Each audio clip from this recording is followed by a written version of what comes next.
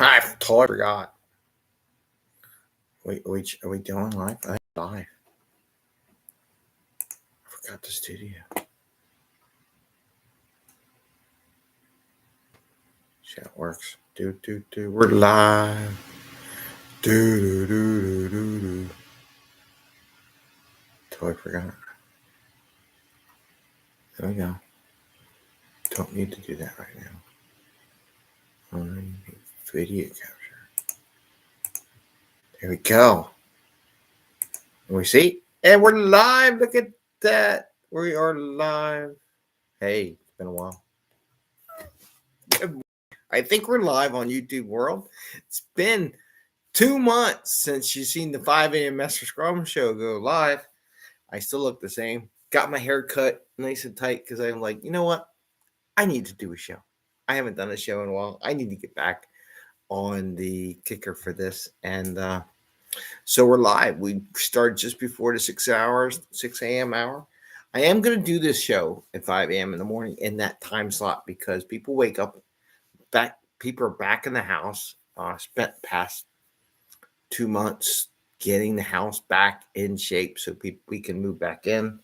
So I had people in. The reason why I didn't do it for the past 2 months, really a lot of stress. Be honest, stress gets everyone.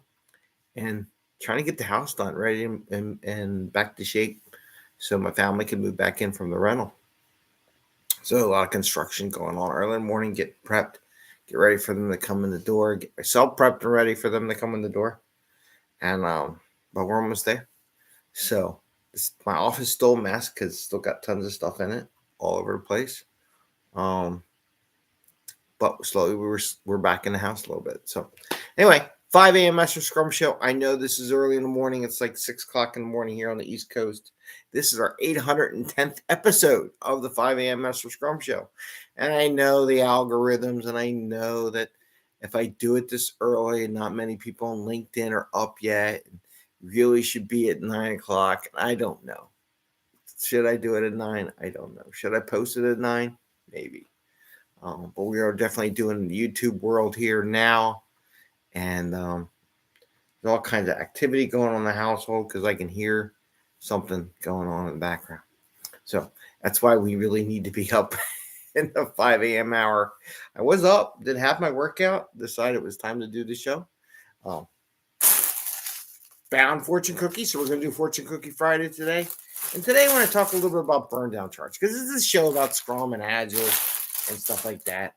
I'm going to throw more stuff in. We are going to do more things next week in the evening hours and stuff like that. So that's coming. And but we'll see. It's a grand experiment. Some new ideas that I have, new things I'm going to try to start next week. And for today, I just felt like, you know what? I really wanted to do a Fortune Cookie Friday show.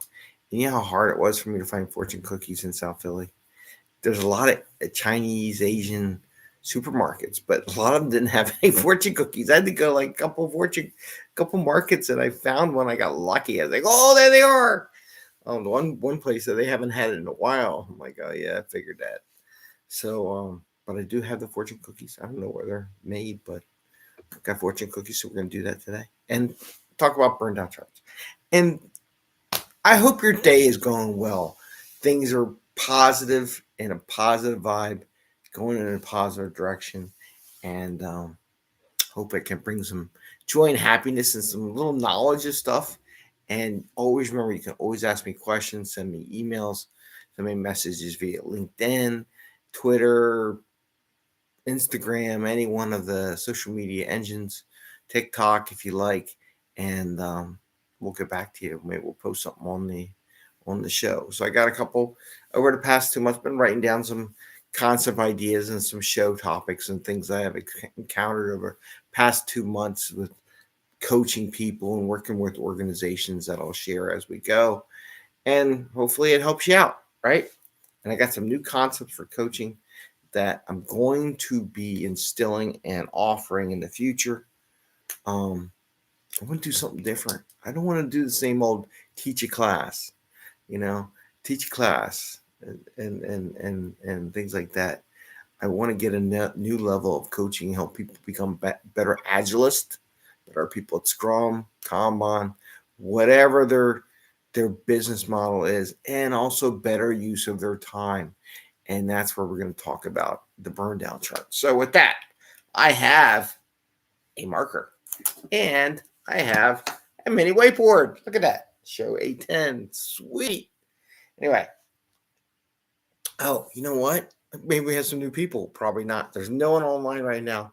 It's quiet as a mouse on the viewing, but it's early in the morning. But I think everyone needs to get up. Anyway, why do we do the show? Discover the mission again, like sharing the practical and tactical for Scrum and Agile, so that people can get home to family and friends, have some fun, get their business objectives done, make some money, and feel good, right? And that's what we want to do with this show. So why am I? But Burndown charts is like the arch nemesis. No one likes Burndown charts. Let's talk about this Burndown chart. So we have this Burndown chart, right? This is like a velocity, sometimes points, could be numbers, could be anything. This is time. Time. This is your time box.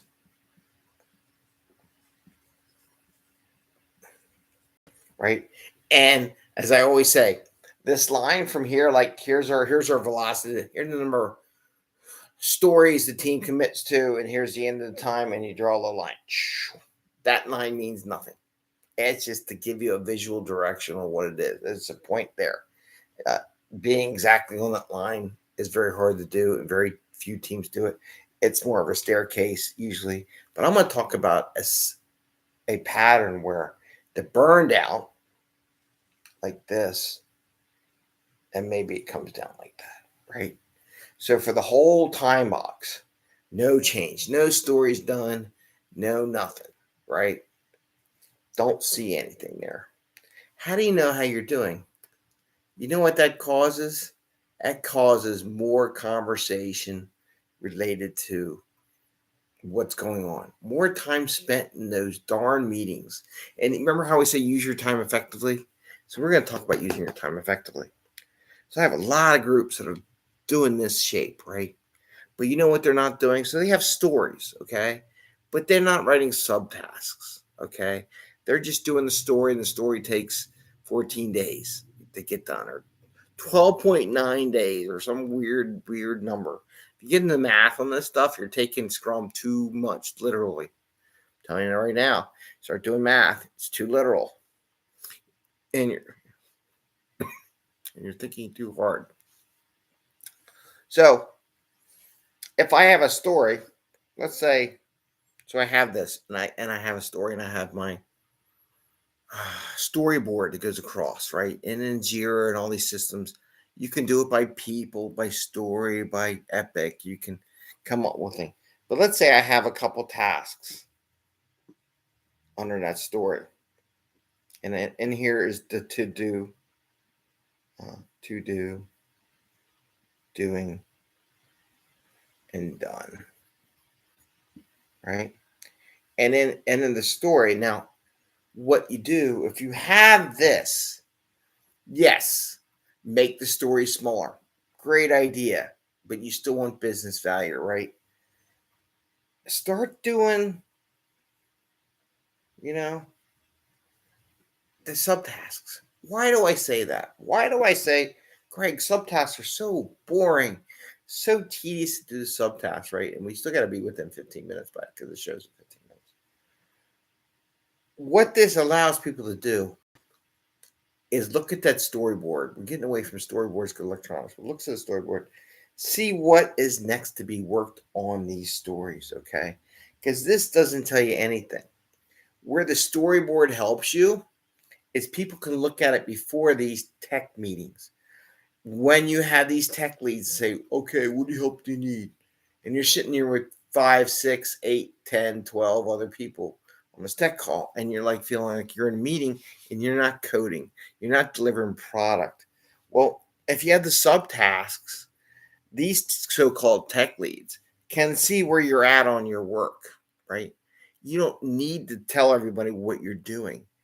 And other people can help you. Like if they see you're here and it's coming down towards the end of sprint, maybe somebody else can pick up some of these other subtasks, help you get them to done so the whole story moves to done quicker. Therefore, that moves this line over, you know. But that's what the subtasks let you do. I am going to talk another time about these meetings, but I'm going to tell you right now. I bet you have a lot of these places have these 2-hour meetings with the leads or hour leading meetings right after daily scrum, and they don't have any subtasks because nobody knows what anybody else is doing, and all they do is sit in there do a status report. Where are you? Where are you? If you have the subtasks, because the Burndown chart's not telling them anything. If you have the subtasks laid out like that, like where you are, they won't need to ask because they could look at the storyboard. Anyway, so that's my thought about today. So if you got that waterfall that goes all the way in and comes straight down, question whether or not you're doing subtasks. Question whether or not people are sharing those subtasks and looking at them on your digital boards. I'm telling you, it'll cut your time in those meetings down to nothing. Because now if there's a tech lead or a partner or someone you're working with can see you're stuck on a particular subtask, they can offer to help you. They don't need to ask, so where you at? Where you at? When are you going to be done? Where are you at? God, I hate that. It's really like no value added conversation. But if you do the stories and the subtaskings and you lay that out, I think you get less of that over time. And come back and tell me if it doesn't go down. Anyway, Fortune Cookie Friday. Yay! I miss my baddie dog. I miss my dog. She's been gone for about 2 months now. It was okay. And my buddy died. So it was kind of a rough day. It was a rough 2 months. So I really didn't give you like doing this show. You know what? I got to move on. Got to do stuff. So we're doing a happy thing. We're going to do Fortune Cookie Friday. And then Fortune Cookie Friday, an Agile accountant, who we have all talked about, these Agile accountants are the ones who count the fraction of a point. Well, the average developer programs or does about 7.523 points per sprint. Who freaking cares? That's annoying. When they do that. So these are the Agile accountants. They put a message in the fortune cookie, and we're supposed to read the message in the fortune cookie. It's in a double seal. It's in plastic, and it's in a cookie barrier protection. And we apply whatever it says to the show, to Agile, to whatever. So with that, I'm going to open it up.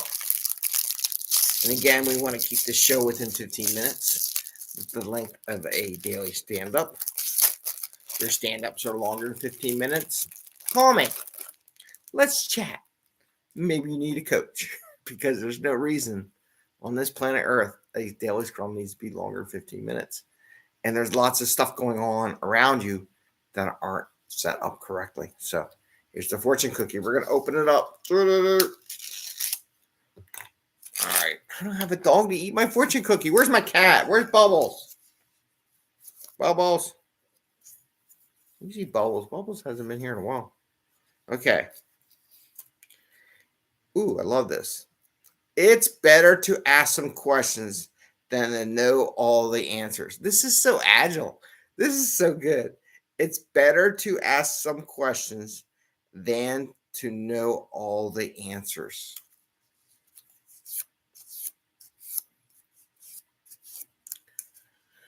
However, if the question is, and I'm going to do an anti-thing, but I love this thing. It's like I ask questions all the time. I don't assume.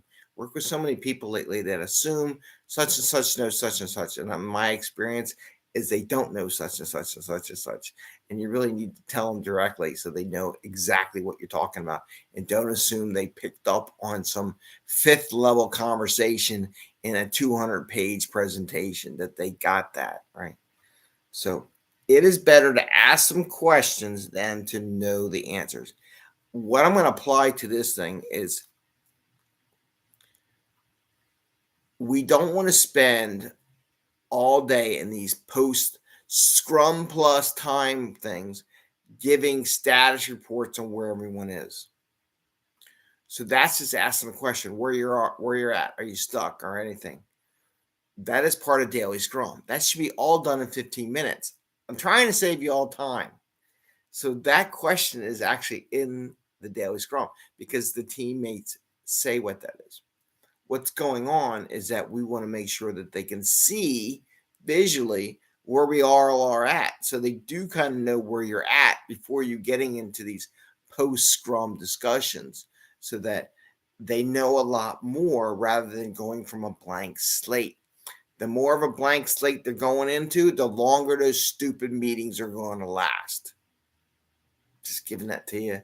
But I do like this because I like to ask questions and try not to assume I know everything. I just finished the IC Agile ENT course. Am I an enterprise coach? Pretty much. Are they giving me new little things and new ways of teaching it? Yes. So I don't know all the answers, and I'm looking for other answers that people can feed me information which I can better service the organizations that I coach. So with that, I'm Greg Mester. This is the 5 a.m. Mester Scrum Show. I want to wish you happy scrumming, happy Friday. Hope you enjoyed our restart of the process. I'm going to post these up on LinkedIn and all the social media engines. And at 16:22, we went way over our time, but we had a delay in getting this started. So, but it is what it is. With that, I say, have a great day. I hope this recording went well because, again, it's been over 2 months since we last did one. And I just want to wish you happiness and a great day. All right. Take care. And thanks for tuning in and watching the show. Bye. See ya.